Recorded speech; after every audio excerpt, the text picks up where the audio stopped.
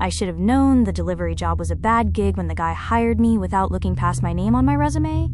He squinted at the paper and said, "You're hired, Dino." He pronounced it Dino. It's actually Dino, I told him, like dinosaur. He glared at me. Rough-looking Italian type who probably kept a baseball bat under the counter and would pull it out if annoyed by mouthy teens. Squinted hard at my shirt, which was wrinkled, and said peak mediocrity. He grunted. Honesty. I like that. Thanks. Are you good at following rules? I am mediocre at. There are some rules you have to follow. For safety. Others I can let slide. I don't give a damn if you smoke weed in the car or show up a few minutes late. But if a rule is written on a red flag on the box, you follow it. I hadn't even committed to accepting the job yet. Also felt a bit called out at his weed in the car and few minutes late comments, though I guess the peak mediocrity shirt did give a certain vibe. Before I could ask him about wages or hours or these red flag rules, he grabbed a pizza off the counter, put it in my hands, and pointed to a set of keys on the wall, telling me to take the delivery car. The address was only a few blocks away. The red note on the pizza box said, "Close your eyes when you reach the address. Put the pizza inside on the table. Do not open your eyes." In his hand, the boss was holding a $50 bill. He held my gaze. The bill held toward me. I looked at him, looked at the red flag, looked at the bill. I took the bill. "Got it," I said, eyes closed when I arrive. No problemo. It turned out to be a big problemo. The address was so close, I didn't even really need the delivery car. Though I took it anyway because he said it was tricky to find, but the car's GPS would help. Even so, I circled the block 3 times before the house seemed to materialize out of the dark, like I'd just overlooked it before. It wasn't big, just a small place tucked in the middle of an urban center, like it should have been bulldozed and replaced by high-rises ages ago, but the owners never sold. I walked up the gravel walkway to the front door and put on a blindfold to help me obey the instructions, then knocked, keeping my eyes closed beneath the blindfold. "Hello?" said a little kid's voice as the door opened. "Pizza delivery," I said. "Oh, great. Thank you." I waited for the child to take the pizza, but it was still in my hand. I frowned. Why are you wearing a blindfold?" asked the kid. Boy or girl, I couldn't tell. The high-pitched voice sounded about 8 years old. "Because I want to," I said. "Why?" "Trade secret. Are you gonna take this pizza or what? Can you put it on the table?" I was about to ask the kid to just take it when I remembered that putting the pizza on the table was part of the instructions. I considered just opening my eyes and forgetting the rules, but I was being paid $50 to follow them, so I said, Okay, can you tell me which way the table is?" "It's straight ahead of you." I almost tripped stepping inside over the threshold, but caught myself and moved forward feeling around awkwardly while the kid giggled and said, "Warmer, colder, colder, warmer, hot."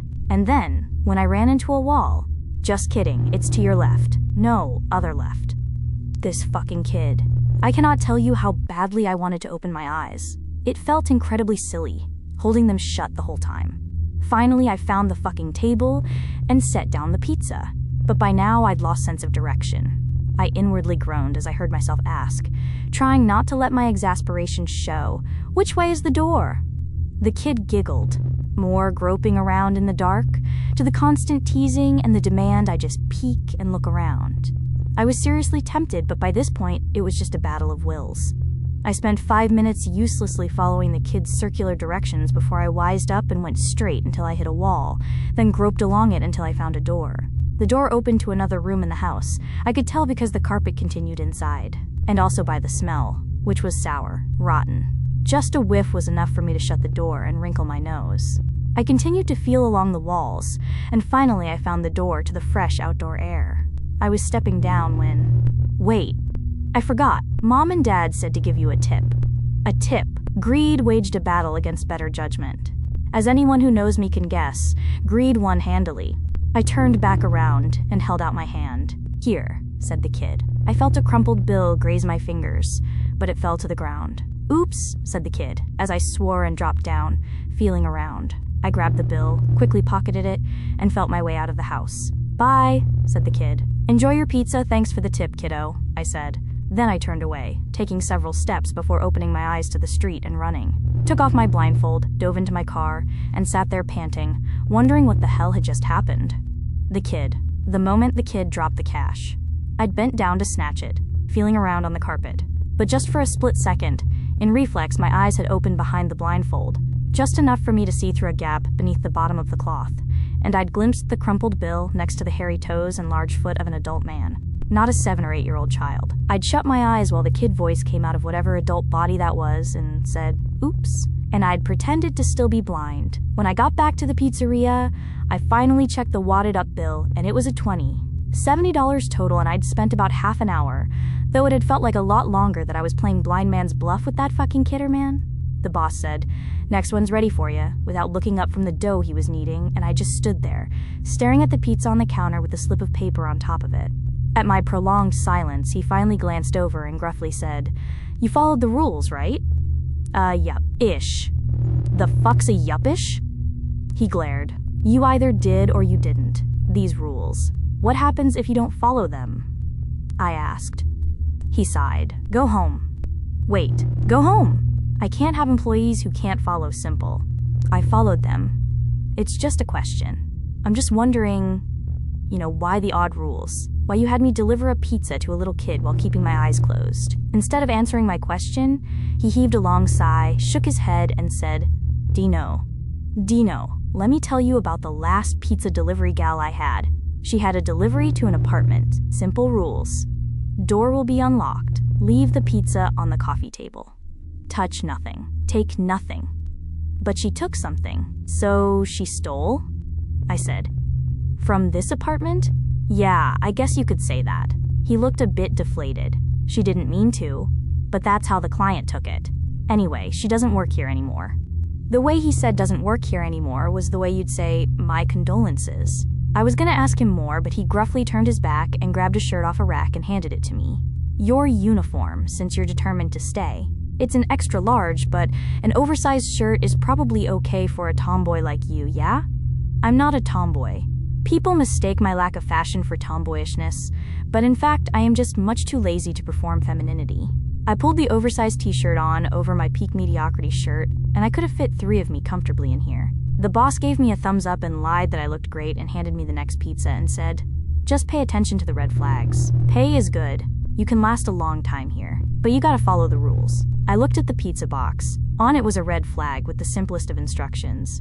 Door will be unlocked. Leave the pizza on the coffee table. Touch nothing. Take nothing.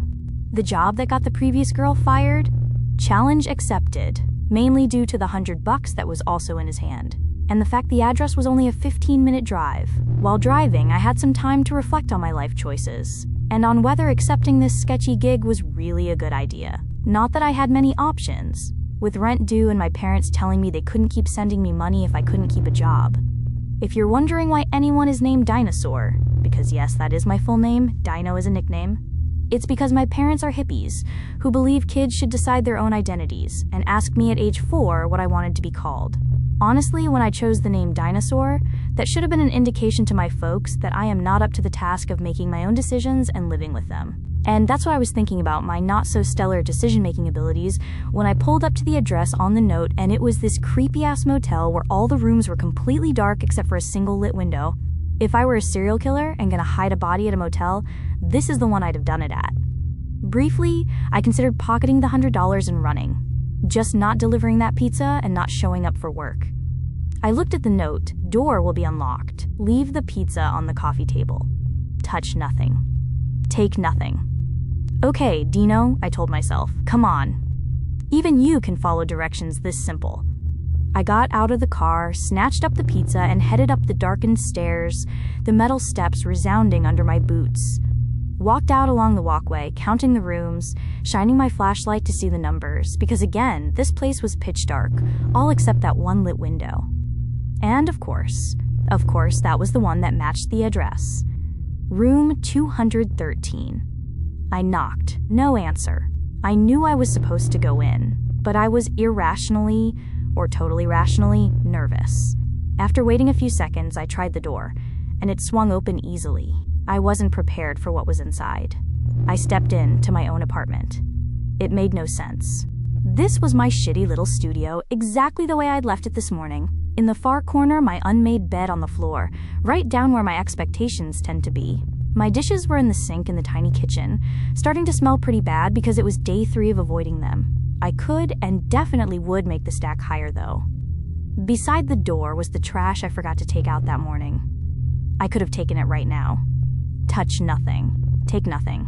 I stood there, holding that fucking pizza box in my hand, looking at my own apartment. Was this a joke? A test? A delusional episode? Was I high? I tried to remember if I was high. Didn't think so. I stepped inside, walked over to the coffee table with this morning's plate still with crumbs on it, and half a can of an energy drink, set the pizza down amid the mess, and stepped away. And I realized it wasn't quite my apartment. Close, but not exact. That was a different plate on the coffee table. A generic white plate, not the exact chipped one that I always used, that I got at a thrift store as part of a set. The dishes in the sink were similar, but not my exact dishes. The coffee table was the same brand but newer, not the free one I'd pulled off the curb. It was like someone took a picture of my apartment and recreated